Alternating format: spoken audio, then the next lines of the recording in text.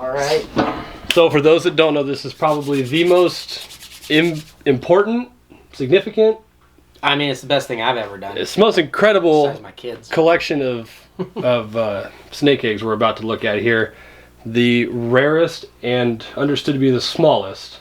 Yeah, locality of all super dwarf retics are the Karompas. And not only has Garrett been the only person to breed them now. Before you ask if you can have one, there's 5 in the U.S. Yeah. So, I mean, so no. Prepared. Patreon link down below. No, I'm just kidding.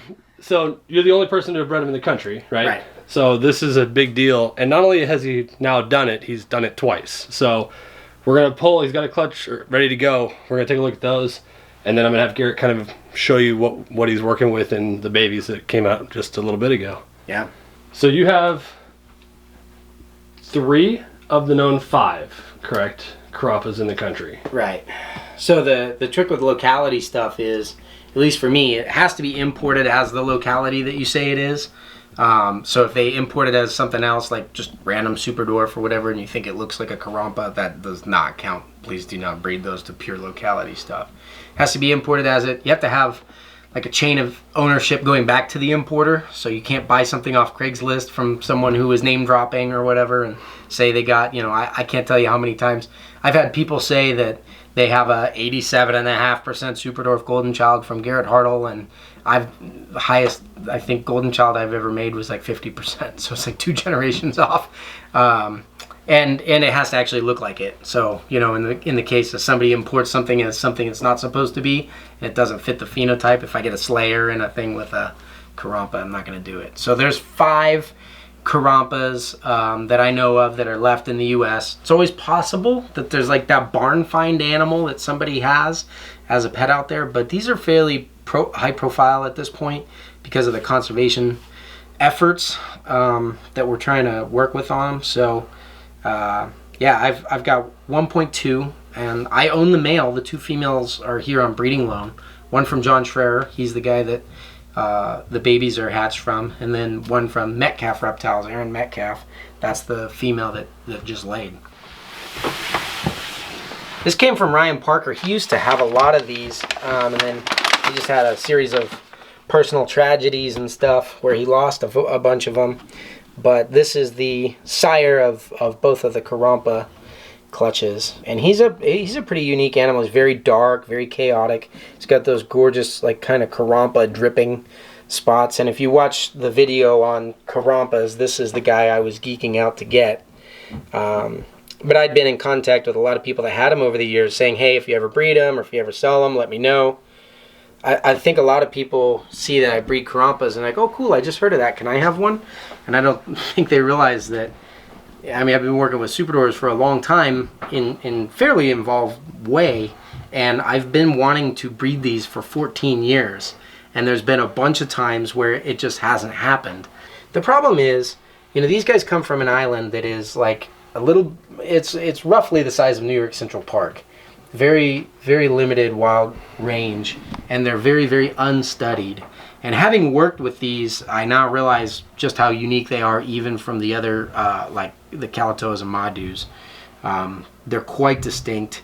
There's a lot of differences in size, temperament, pattern obviously is one thing that everybody can tell. And it would be a shame to water them down or cross them out before we even know what is going on. So maybe they're the same subspecies as, say, a Karompa, or I mean a Kalatoa, but that doesn't mean that they are not also their own locality. If you think of things like, for example, carpet pythons, you know, you have jungle carpet pythons and coastal carpet pythons that are one subspecies, not separated by ocean like these are, but go to those communities and say, hey, let's go ahead and breed all of our pure jungles into coastals and sell them as pures. They would crucify you. Because some of us just like the stuff as nature intended it. So that's Dad. Here's Mom of the clutch that just hatched. She's here on breed alone very generously from John Schrerer. He was cool enough to allow me to use her. And a lot of the babies came out looking very much like Mom. You can see, we'll show you in a minute, but look at all the beauty marks she has on her head. She's got a ton of them. And then this very chaotic pattern. Karompas always, to me, look like 3 snakes in one. The front of them looks like a granite Burmese python or something. And then down the center section, you'll see the more typical diamonds. You know, those saddles that, like, the other super dwarfs have. But then as you get into the tail section, they start to, like, bleed way down very heavily. And I don't know if you can see this, but you've got thin single scale wide patterns here. And then in here, sometimes it's 4 and 5 scales wide. So they have a lot more black on them.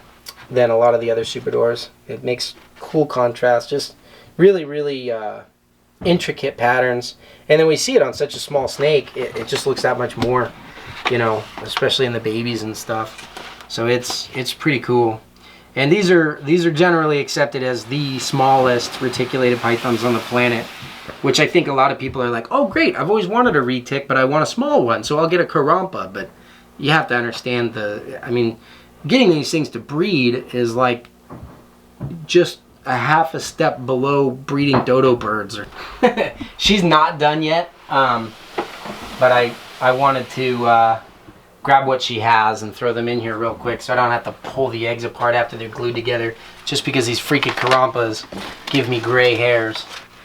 There she is, pretty mama. Look at that, what a great clutch. Okay, Mom, come here. Don't run. I know. Everyone always says they're in a trance. They never get in a trance for me. They just get upset at me. Yeah, so see, these are already. Okay, baby. I've got 1 infertile in there. This is a pile of eggs. Ooh, we gotta cut that one. Look at that. We got a stringer. That way we can get these ones off and safe. I'm sorry, Mom. You're a good girl. She's still got more in her. But the last female took over 48 hours to lay all the eggs. And I did not want to risk going that long with these because they were pretty much impossible to move around if I had to. So, that's kind of boobish. We incubate boob eggs. That might hatch. I know you're all freaking out that you roll them around, but this is the actual infertile. Looks like a little football, but I mean, look at the size of that egg. Even these good ones, when you compare them to, you know, like the regular super dwarf eggs, are considerably smaller. So this is outrageously exciting. Can you tell? Outrageously exciting. So if we can get those eggs to hatch, and they look pretty good. What we did was we pulled the first half right now. I know everybody thinks they know what you should do with eggs or whatever, but really I'm like, hey man, you're the breeder. You know what you're doing with your animals. I pulled the half of the clutch because the clump was starting to get pretty big, and I do not like peeling these apart because of the risk of tearing one once they're glued. I mean, with Karompas, I mean, these things are just gonna give me gray hairs. So I'd rather snatch those from Mom, put them in here before they get too high to where they're touching the ceiling and no longer fit in one box. You'll see a lot of the clutches that I have, they're all nicely laid out in rows and things like that. But these eggs are just, they're so tiny. The shells are thin, they're very light eggs. You know, I'm just so far the average weight on Karompa eggs has been like 85 grams, which is pretty much half of even some of the super dwarf cross eggs that we have here. So pretty crazy. But have you guys seen the babies yet? Gotta check these out. So these are literally, they haven't even had their first shed yet. You guys got here just in the nick of time because we have babies that just hatched. These are literally the first ever U.S. captive bred and born Karompas. There's a rumor of a couple clutches of these in the UK, and then, but I don't know the parents. I'm not out to verify other people's animals. And then I've heard of some other clutches of these hatching in Indonesia, where they come from, in captivity. But these are the first for the U.S. for sure. So, and again, you can see that really crazy granity neck pattern. I mean, they're unmistakably Karompa. And then it evens out along the back here. And then you get that cool Look at those like tiger stripe tail bleeds down the side. It's really cool to see 11 of these. I mean, these are 11 babies. I've never seen so many Karompas in one place. So getting to see even like minute differences. So here, for example, is one of the aneries. Now they have their egg skins on. It might be a little bit to tell because they all kind of look brownish, but this animal has very, hey buddy, has very silver eyes and a lot brighter. I don't know if you could see the difference in like the saddle color between him and sibling there, but along the back it's a bright silver color, whereas these ones here are much more like a buckskin brown. So, I mean, I'm just freaking out that you can like touch a baby Karompa. So where these guys come from, it's basically coral reef. It's like jagged rocks everywhere with some plants like, you know, the random coconut or palm or mangrove that's taken root on the rocks. And so these live, they're pretty unique in the way they are. I always say like arboreal, and I think people's minds go to like emerald tree boas or something. They don't live like emerald tree boas.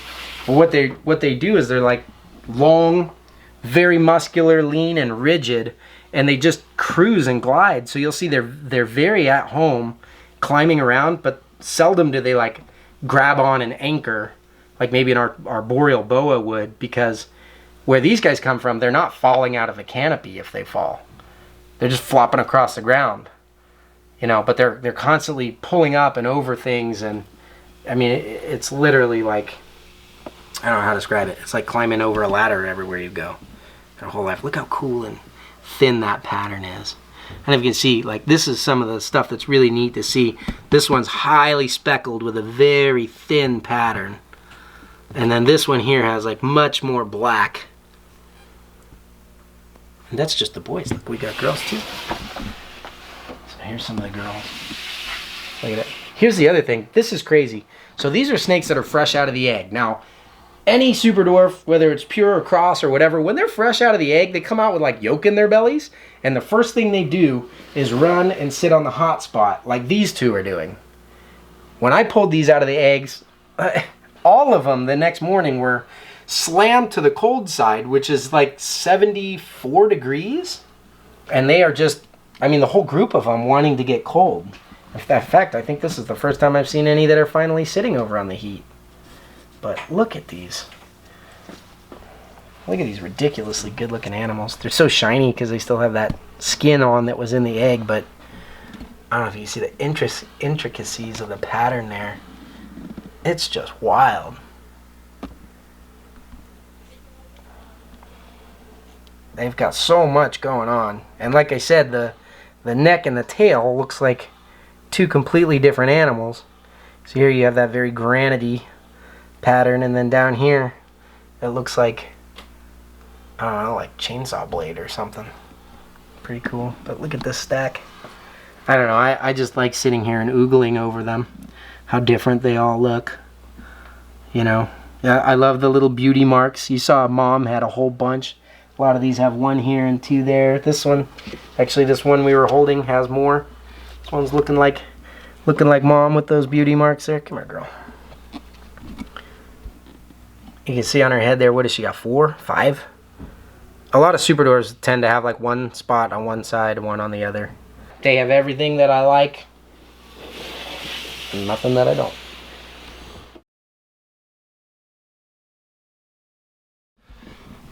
Alright guys, so aside from all the cool stuff that Garrett is working with in his projects and the Karompas and Brian's favorite stuff that we got to check out and everything else, are you working on a scaleless head? Is that what I understand? Don't click off yet. I promise it's not going to be controversial with the scaleless head ball pythons. But I'll link Garrett's video about this deal. It'll be controversial. In the description down below. But there's something different here. Hey guys, Jason here. Just finishing the edit on the video you're watching right now, and I needed some way to end it. And quite honestly, I just wanted to say a huge thank you to Garrett at Reach Out Reptiles for having not only me, but my buddy Brian. You'll meet him in a later video. He was just kind of shown there at the very end. But just a huge thanks to Garrett for having us over and showing us these incredible animals. This is probably, I mean, you heard him, probably the most incredible and the biggest contribution he's ever made to the reptile community, especially the super dwarf stuff.